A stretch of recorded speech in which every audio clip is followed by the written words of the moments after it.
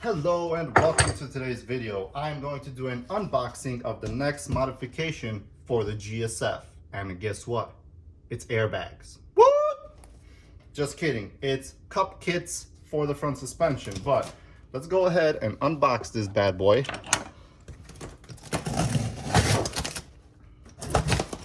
As always, if you're looking for this product and you wonder where I got it, Lou from Mod in Japan, hit him up and he will hook you up. All right, we get a little air freshener. You get your air lines. You get a breather kit for the compressor with screws to mount it. Right here, baby, is one of the cup kits itself. All right, that's the diameter that moves up and down and raises the car up. So that's one kit right there.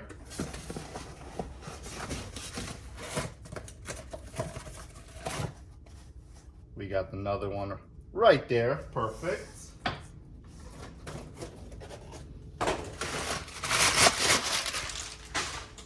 Then we have the compressor and the tank that's actually already connected.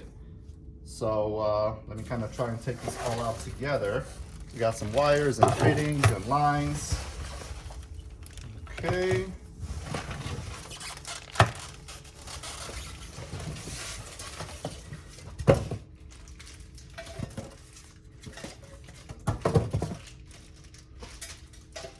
Let's see if we got anything else in here. Oh, our actual switch. Boop, boop, boop, boop. And that's it. All right.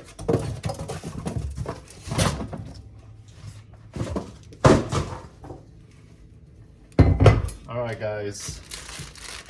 We are gonna do something special. No more scraping front lips and can't go up my parents' driveway. We are gonna install this on the GSF and we will go from there. So what this video is gonna be, it's not gonna be a do-it-yourself how to install. This is going to be kind of like an overview of me going and installing this, because I'm not going to do a step-by-step process of this because I cannot be responsible for anybody's injuries or what happens while you're installing this. So this is just a reference guide. Do this at your own risk, and let me read the instructions and see where we will begin. Most likely in the trunk, figure out where we're going to position this and mount the compressor with the tank. So let's go from there. All right, so I think this is going to be the layout all the way in the back, more or less like that, because I can't mount it anywhere under here because the line going from the compressor to the tank is tiny and the compressor won't fit under here. So I think that just putting it in the back is going to be the most comfortable spot for it right there. So that's kind of the layout. All right, guys, so I have the power tap right here with a fuse in line, and we're gonna feed this through down here into the firewall, and I'm gonna feed this through. We're gonna run it underneath the wind carrier right here, and this is the wire that's gonna run all the way back into the trunk, powering the compressor and everything. So I have it underneath here. Let me slowly start pulling on this, and hopefully we start seeing some red cable come through, and there we go. That's how that's done, guys. I must say, I think I'm doing a pretty good job. So there's the fuse right there. Everything is routed underneath down, and you can see the red wire going into the firewall down there. And then I just ran the wire all up underneath down here, underneath to the back, under the seat, and there you go. You can see it right there. We're gonna tuck it in, and voila, we have power all the way from the battery to the trunk, which is gonna power our compressor. So hardest part, I think, maybe not, but one of the hardest parts is done. So let's see what the next step is gonna be. All right, ladies and gentlemen, day 2 of this install. The car is still standing. I am pleased. All right, So yesterday where I left off is basically I ran the power wire in and I started making some of the connections here into the relay. So I have the main power coming from the battery, then I have the power from the compressor, and then I have one of the wires from the pressure switch going into the relay, and then the last one is going to be a ground. So that's where I got so far. I'm going to continue wiring this. I mean, it's fairly straightforward. They provide you the diagram and you kind of just work your way around. And I am not a professional at doing electronics, but it's pretty simple to figure out. So let's keep going. I'll get back to you guys when I have everything wired up, and then we'll figure out how to mount this tank, compressor, and where we're gonna run these actual air lines to get them to the front of the car. All right, guys, so I finally figured out all of the wiring, and I'm going to go over that once I have everything basically in its location and tucked away. But right now what I'm trying to do is make a small mounting bracket for the tank, because I'm not going to drill into the floorboard in the back or anything. I'm just going to use this little bracket, so when I mount it down, it's not going to be wobbling inside the car, and it's going to be underneath the rear kind of little thing here, so it should be pretty good. So because originally I just put the screws through this little piece and it's too wobbly, so we're gonna fix that. All right, guys, this might look like a jumbled mess, but let me give you a quick rundown of the wiring setup. Okay, so I'll try to make it as simple as possible so you could understand. So the air compressor has one power wire that goes to the relay. The other power wire comes directly from the battery, okay? From the relay to the pressure switch, and then from the pressure switch up into a fuse box to a fuse that gives power with accessory mode on. And then the other wire from this goes to the switch, and then you have a power wire that I tapped into it. I mean, it took me a while to figure it out, but it's fairly simple. Like I said, I used the diagram here and we were more or less able to figure it out. The compressor kicks on when I turn on the ignition, so we're good to go there. I have basically everything mounted up. We're gonna slightly figure out how we're gonna mount the relay and this pressure valve, and then go from there. Woo! Disclaimer, don't try this at home, kids, because you're gonna give up probably. Anyway, next step was to run the airline from the back of the car to both of the front shocks, okay? I looked underneath the car, maybe try to run the wire from the trunk, go underneath, under the panels. Forget it, you can't, because the diff is there, the exhaust is there. It's just not possible. You have to run it inside the car. So, GSF, as you can see, torn apart. If you don't want to do this to your car, don't start. All right. I ran the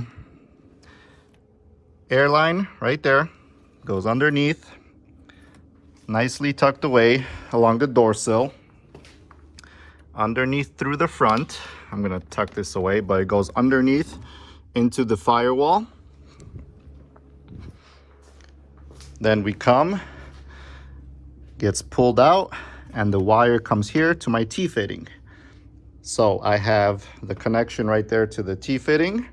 One line goes down right there where the the brake fluid line goes into. And then underneath the car, where's my flashlight? Flashlight, flashlight, come to Poppy, flashlight. I swear this flashlight keeps running away from me. But since we're on this side, basically same idea. I ran the airline through where the hard line goes from the brakes up. As you can see, kind of right behind the firewall there. It kind of runs as far back away from the engine behind the firewall, or right next to the firewall.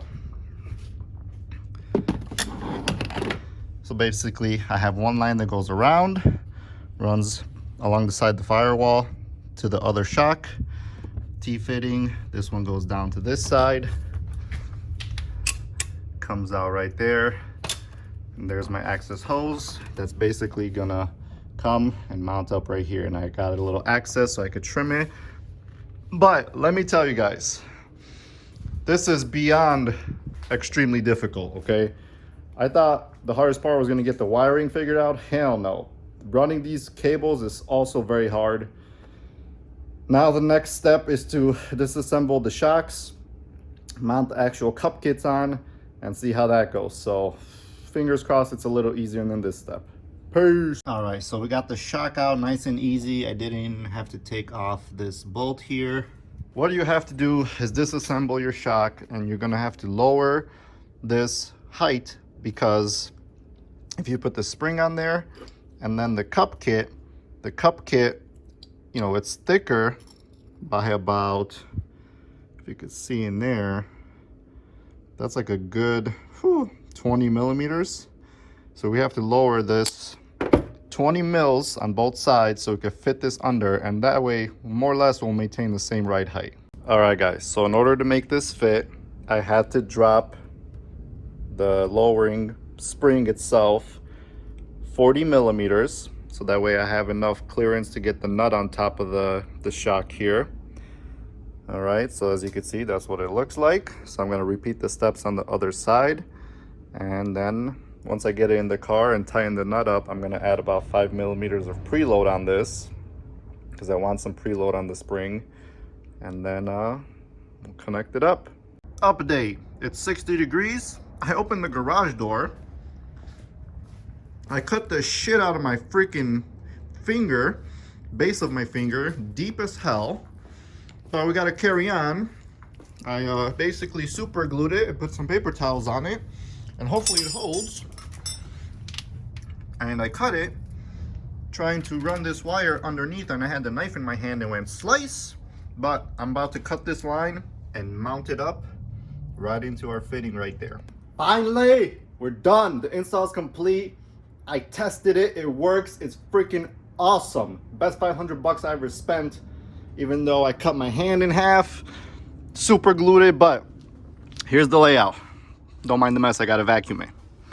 I got the little air intake for the compressor, line, tank, all the wires are underneath, going to the relay.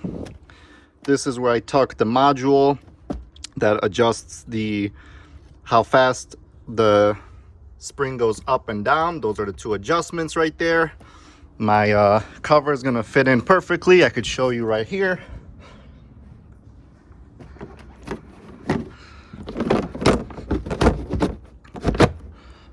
Bada boom, bada bing, done.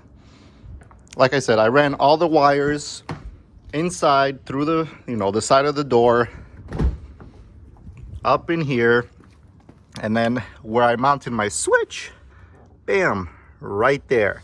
Looks OEM, doesn't it, boys? Simple on and off. I'm driving, easy to reach.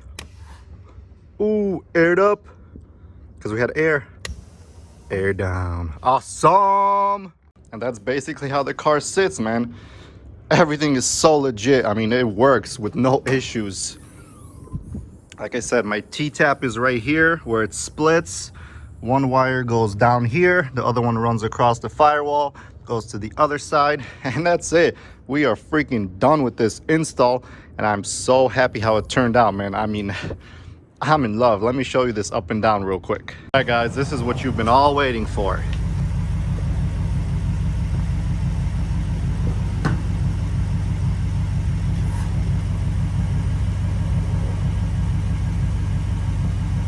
There it is in the up position. Talk about clearance, baby. Now, air down.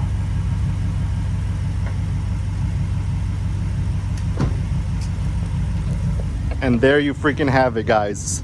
Simple but effective, and it works. Yes, the install is a little bit complicated and it takes time. You have to be patient with it, but the end product is awesome. Now I could get in and out of driveways without scraping or worrying.